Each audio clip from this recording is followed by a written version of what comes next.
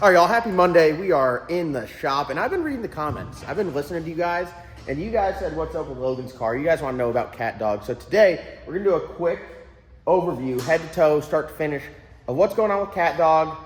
It is on the home stretch. Mason, Logan, what percentage of completion are we at right now? Like 90%, the last 10%. Questionably the toughest, but we are at the last 10%. So, for those guys that don't know Cat Dog, this is Logan's F-Body Camaro, big F-Body guy. Why is it called Cat Dog? Phil? Yeah, Phil gave it that name. Phil named it. Yeah. Hell yeah. So if you guys are longtime viewers of the channel, you'll know this turbo kit looks familiar. This is the hot side and a majority of the cold side off of Hank, which was that car, well, still is that car, but in its street car version. So this right here is a 408 cubic inch LS.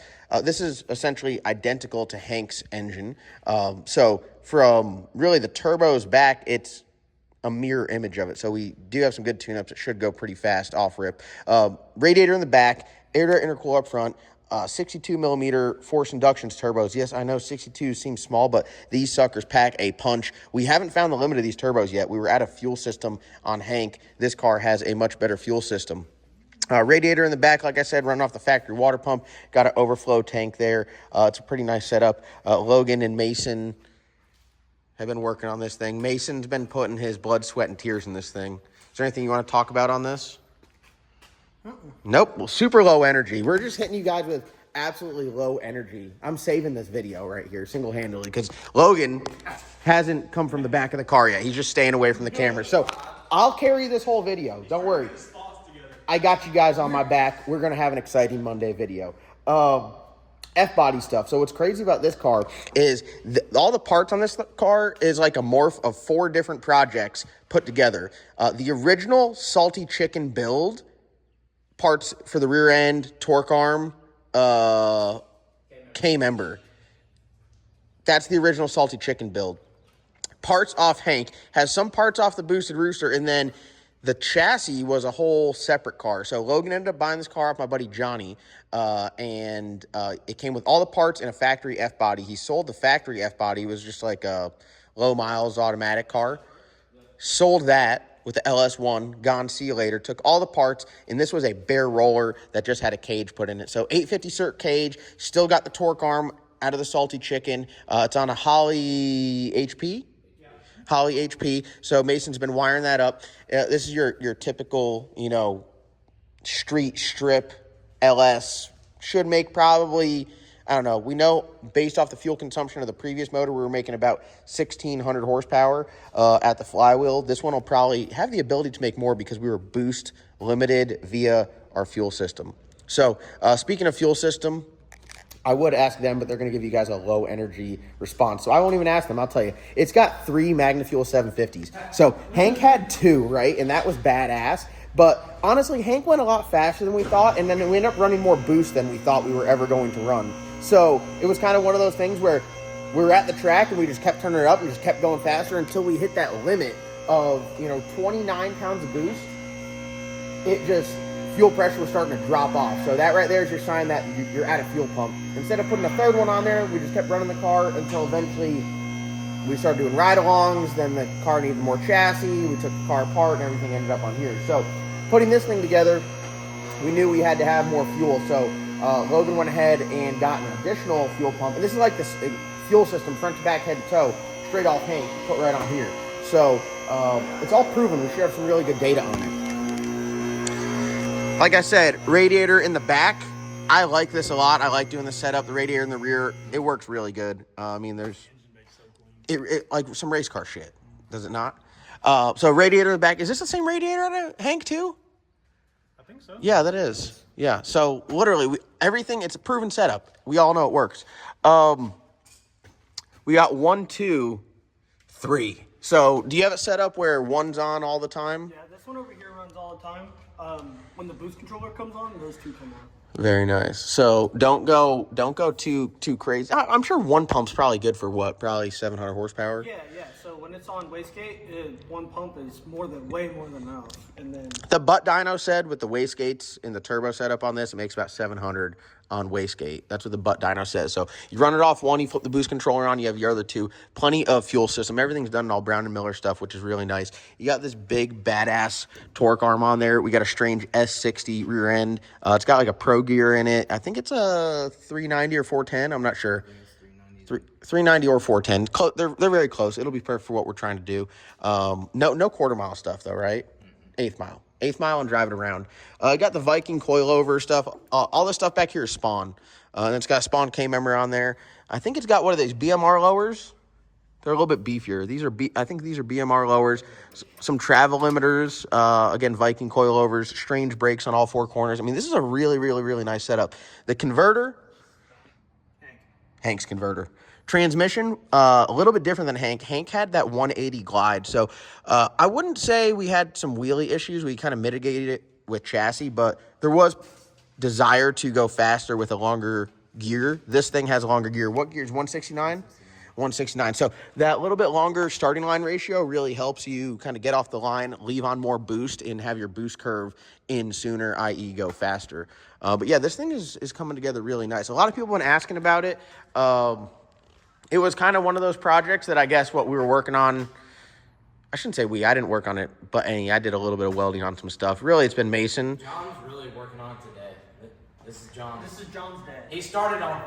You know what? You can't say I didn't work on it because all the parts that are on there I built originally. So indirectly, I did work on it. See what I'm talking about with this absolutely low energy? It blows my mind that I can even come here and work some days because they're just killing me. Yeah, that's pretty much it. That's what we got right now. It looks pretty good. I'm excited for everyone involved. I'm ready to see Logan rip the bumper off this thing, and I can't wait. I'm going to drive the shit out of this thing. He's going to let me drive, and I'm going to wheelie this thing till the bumper's about touching the ground, and then I'm just going to stop. Hey, don't worry. Catch the intercooler. Yeah, the intercooler, just like Hank, it is very low. And if you can tell on Hank, it did touch the ground a couple times. But the good thing about aluminum is the filler rod's really thick and you could fill any gap. So you blow a hole in it, you just glue gun that shit back together.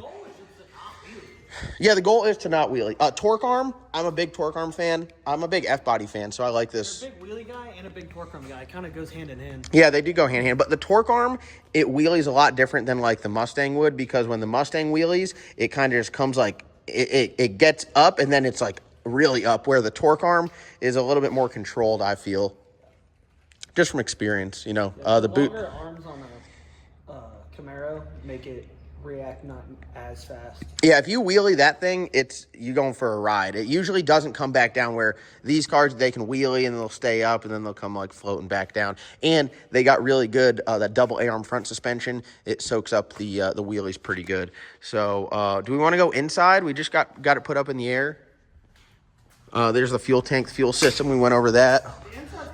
The cooling system. It's got a nice TRZ anti-roll bar. Big shout to TRZ Motorsports. This anti-roll bar was, I think you're on the lock there, brother.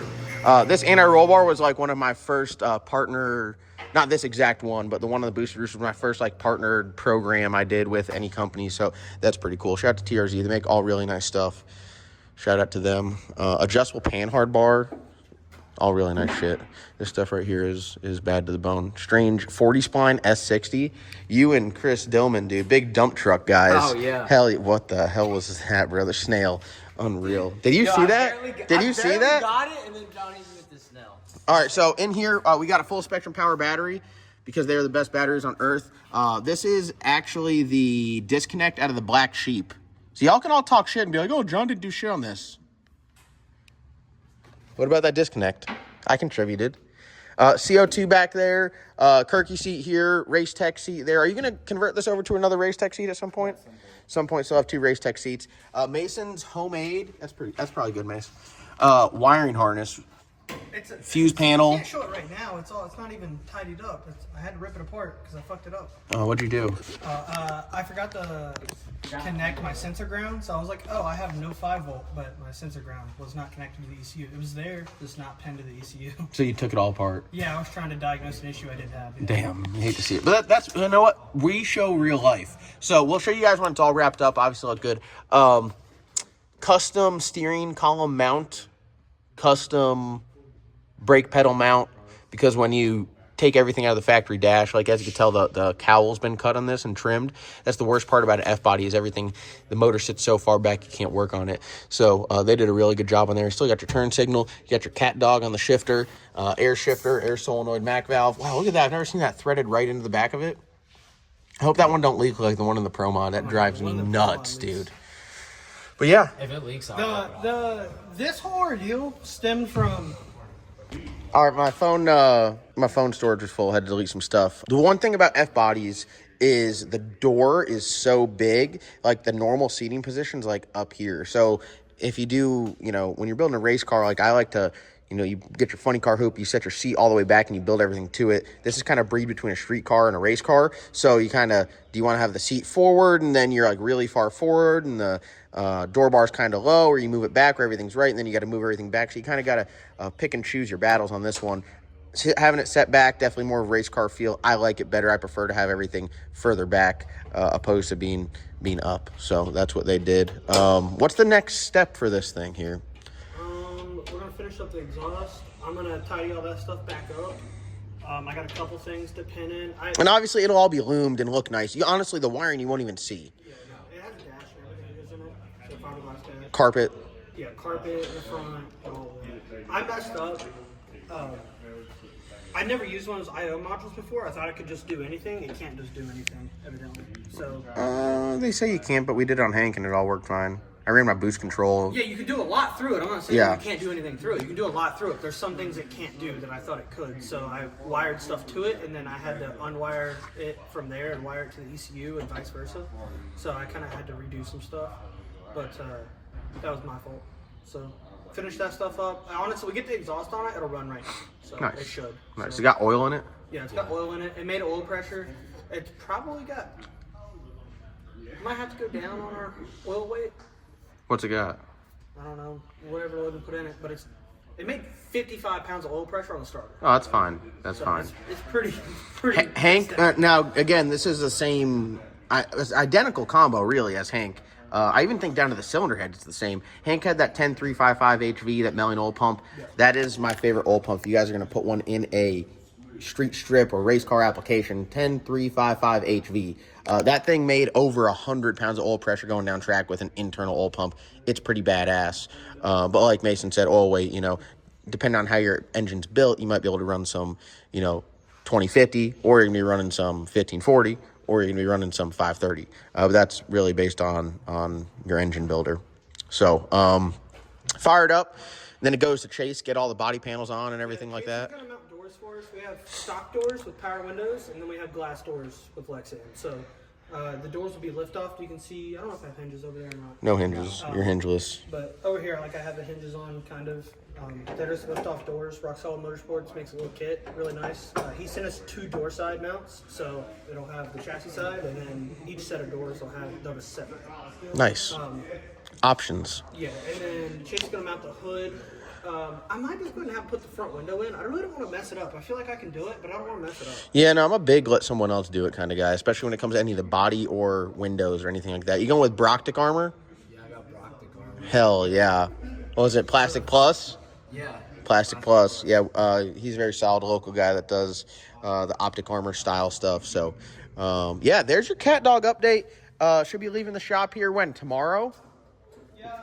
Leaving the shop tomorrow, and then go to Chase's, and then after we go to Ohio, we should be able to get this thing shaken down. Are we going to the dyno, or are we just taking Hank's tune-up in it and going right to the racetrack? I would just stick Hank's tune-up in it and roll with it. I mean, I think there was a lot of... I think we saw a lot of power. Oh, yeah. Hank's tune-up, but... For sure. With boost? Hell yeah.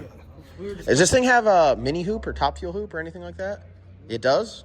Oh, dude, we're sending out the bottom, boys. We ain't having no leaky head gaskets today, just a crank coming out. But yeah, this thing's pretty badass.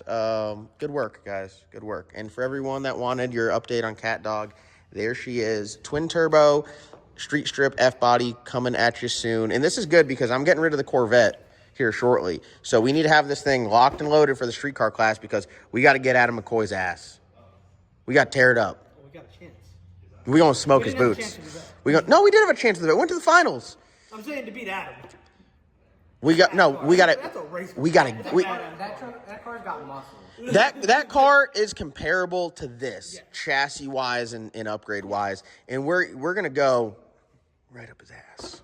And that's how we're gonna end this video. Thank you guys so much for watching. Hope you guys have a happy Monday. Bring more energy than these guys. They tried to kick it up the second half of the video, but we're not gonna forget about the first half. Super low energy. Don't be that guy. Be fired up. Piss off all your coworkers with just way too much energy, and we'll see you guys in the next upload.